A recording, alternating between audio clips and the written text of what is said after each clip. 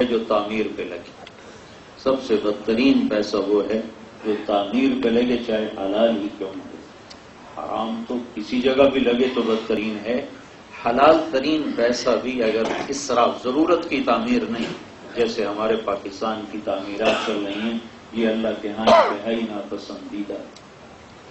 تو اللہ کا نبی کہہ رہا ہے میرا پڑوسی بننا چاہتے ہو، جنت میں میرے پڑوسی بن جاؤ۔ کتنی بڑی جنت ہے، دنیا اتنی بڑی ہے کہ میں نے ناسا کی ایک رپورٹ پڑھی تھی کہ جو ستارے ہم نے دیکھے ہیں، صرف جو دیکھے، جو نہیں دیکھے وہ تو بہت زیادہ ہیں، جو دیکھے ہیں ان جو دیکھے ہوئے ہیں ان کی گنتی کرنے کے لیے 1 2 3 4 5 6 7 8 9 10 صرف گنتی کرنے کے لیے 300 کھرب سال کی ضرورت ہے۔ اور یہ اللہ کہتا ہے یہ ہے میرے نزدیک مچھر کا پر اور دھوکے کا گھر اور مکڑی کا جالا۔ تو جنت کتنی بڑی اللہ نے بنائی ہے کوئی تصور ہی نہیں کر سکتا۔ تو میرا نبی کہہ رہا ہے جنت میں میرے پڑوسی بننا چاہتے ہو؟ جو یہ چاہے جنت میں میرا پڑوسی بن جائے اور میرے گھر کے قریب گھر بنائے تو 2 کام کرے، ایک اپنے اخلاق اچھے کرے اور ایک اپنی بیوی سے اچھا سلوک کرے۔ ایک اپنے اخلاق اچھے کرے، ایک اپنی بیوی سے اچھا سلوک کرے تو جنت میں اس کا گھر میرے گھر کے قریب ہوگا۔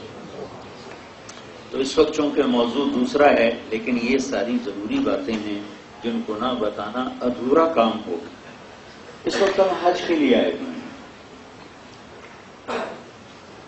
پہلے کلمہ ہے، پھر نماز ہے، پھر زکوٰۃ ہے، پھر روزہ ہے، پھر حج ہے۔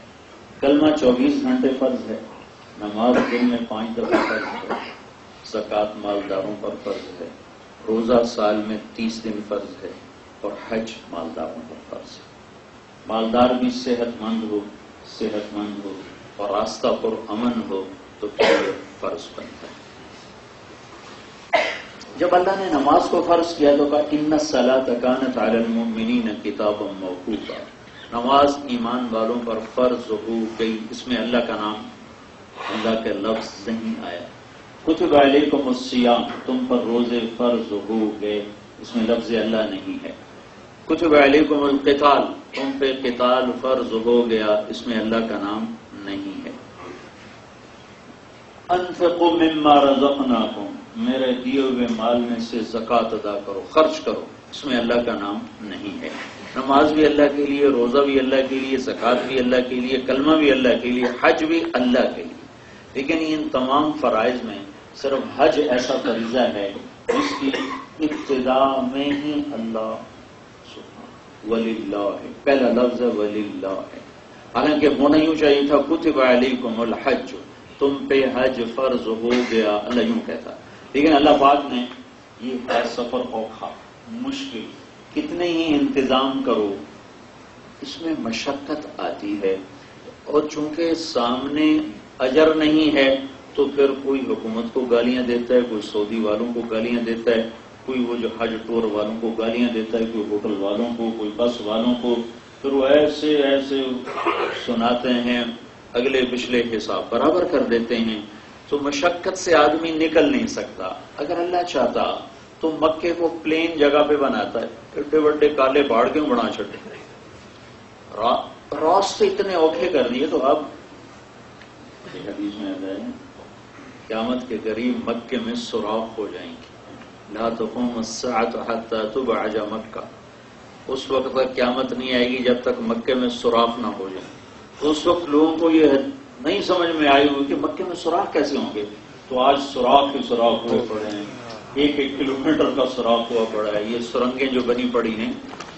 تو اس کے باوجود بھی مشقت ہے۔ اگر اللہ چاہتا تو سرزمین شام میں ایک بڑا خوبصورت میدان چنتا، وہاں مکے کی بنیاد رکھتا، دائیں بائیں چشمے ہوتے، نہریں ہوتی، انگور زیتون کے باغ ہوتے، امرود کے باغ ہوتے، اور آم کے کنوں کے باغ ہوتے، اور کھلی سڑکیں ہوتی۔ یہ اللہ تعالیٰ نے جہاں راستہ ہی کوئی نہ ملے، پانی کا قطرہ کوئی نہ ہو، وہاں گھر بنائے۔ ہم گھر بناتے ہیں ڈیفنس میں، گھر بناؤ بھائی، فوجیوں کی اسکیم ہے ڈیفنس، وہاں گھر بناؤ، اور اللہ گھر بنانے لگا کالے پہاڑ جتنے اتنے میرا گھر بنا چھوڑا، اور کوئی بنایا کالے پتھروں سے، کوئی پتھر بھی خوبصورت نہیں لگایا۔ تو اللہ اس میں ہے مشقت، اور مشقت کے بغیر اگلا راستہ نہیں طے ہوتا. تو اس مشقت کو آسان کرنے کے لیے اللہ نے کہا وَلِلَّهِ عَلَى النَّاسِ حِجُّ الْبَيْتِ مَنِ اسْتَطَاعَ إِلَيْهِ سَبِيلًا. اس کا ترجمہ ہے کہ لوگوں کو میں اللہ لوگوں کو کہہ رہا ہوں کہ تم میرے گھر کا حج کرو، میری خاطر کرو، میری خاطر کرو، میری خاطر. یہ لفظ میری خاطر ساری مشقتیں آسان کر دیتا ہے. میری خاطر وللہ یہ مشقت آئے نا تو یاد کرو میں اللہ کے لیے اٹھا رہا ہوں تکلیف. اور وللہ لام کا مطلب یہ ہے کہ بھائی آپ حضرات کہاں جا رہے ہو؟ تو آپ کہو گے ہم حج کرنے جا رہے ہیں. تو وللہ کا مطلب یہ ہے، اللہ تعالیٰ یوں کہہ رہا ہے جب تم سے کوئی پوچھے کبھی کہاں جا رہے ہو تو یہ نہ کہو میں حج کرنے جا رہا ہوں، یہ کہو میں اللہ کی ملاقات کرنے جا رہا ہوں، مجھے اللہ نے بلایا ہے، میں اللہ سے ملنے جا رہا ہوں. یہ اللہ کی ملاقات کا سفر ہے. اتنے بڑے بادشاہ سے ملاقات میں اگر مشقت آئے تو وہ راحت ہے، اس کے بدلے ملا کیا؟ اللہ ملا. تو اللہ نے حج کو فرض کیا انتہائی خوبصورت انداز میں، کیونکہ مشقت کا راستہ تھا تو اس کو آسان کرنے کے لیے کلام بڑا عجیب ہے. وَلِلَّهِ میری خاطر آ جاؤ سارے، علی الناس سارے آ جاؤ، پیسے والے نہیں، سارے آ جاؤ، علی الناس. اور علی الناس کا مطلب تو مسلمان ہی ہیں، اور مسلمانوں میں مالدار ہیں، حق نہیں ہے، لیکن لفظ الناس لا کر سب کے اندر اپنی تڑپ پیدا فرما دی. غریب بھی دعائیں کرتے یا اللہ حج کرا دے، یا اللہ اپنا گھر دکھا دے. یہ اللہ کی رکھی ہوئی تڑپ ہے کہ اس میں صرف مالدار نہیں آتے، غریب بھی آتے ہیں، اور غریب زیادہ ہوتے ہیں، متوسط طبقہ زیادہ ہوتا ہے.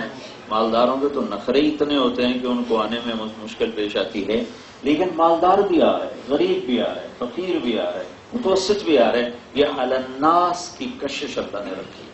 حج البیت میرے گھر کا ارادہ کرو، آؤ.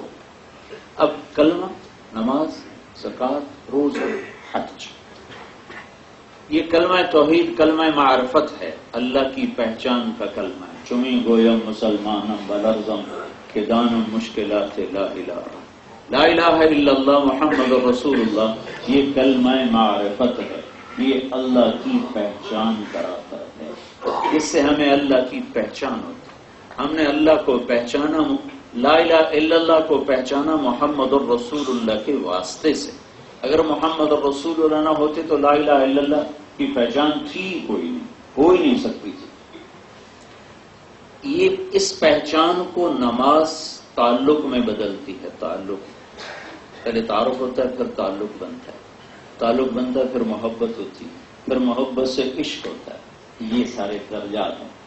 تو کلمہ لا الہ الا اللہ یہ تعارف پیدا کرتا ہے.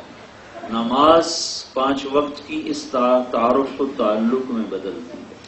زکوٰۃ جب مال لگے نا تو پھر محبت اصل پیدا ہوتی ہے. جب مال لگتا ہے تو پھر محبت پیدا ہوتی.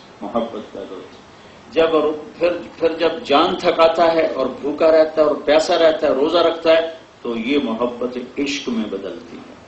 محبت تقسیم ہوتی ہے، عشق تقسیم نہیں ہوتی. محبت بیوی سے، بچے سے، ماں سے، باپ سے، اپنے آپ سے، اپنے عہدے سے، اپنی دنیا سے، اپنے ملک سے قابل تقسیم ہے. عشق تقسیم نہیں ہوتا. عشق میں آ کر عاشق بے خود ہوتا ہے، سب کچھ معشوق پہ لٹاتا ہے. ایک پیلے رنگ کی بیل درختوں پہ چڑھتی ہے جس کو کہتے ہیں ہم آکاس بیل، اس کو عربی میں کہتے ہیں عشقہ. عشق سے عشقہ، کہ درخت جو کماتا ہے اس پہ لگا دیتا ہے، آخر میں خود ایندھن بن کے جل جاتا ہے اور راکھ ہو جاتا ہے، لیکن آخر دم تک وہ اسی کو کھلاتا رہتا ہے. یہ عشق سے ہے، عشقہ. تو کلمے نے معرفت پیدا کی، نماز نے تعلق بنایا، زکوٰۃ نے تعلق کو محبت میں بدلا، روزے نے محبت کو عشق میں بدلا، اور عشق نے پھر بے قرار کر کے دیدار کا سفر کروایا کہ اب پاگل بن کے چل. جب آدمی عاشق ہوتا ہے تو پھر وہ ظاہری چیزوں سے بے نیاز ہوتا ہے، تو اللہ نے کہا بس ٹھیک ہے جنرل صاحب کپڑے اتار دے، کفن باندھ لے، کفن باندھ، اور تیرا احرام جتنا میلا ہوگا اتنا مجھے زیادہ اچھا لگے گا. وردی پہ تو تیری شکن آئے تو ڈانٹ دیتا ہے کہ میری وردی صحیح استری نہیں ہوئی، لیکن یہاں تو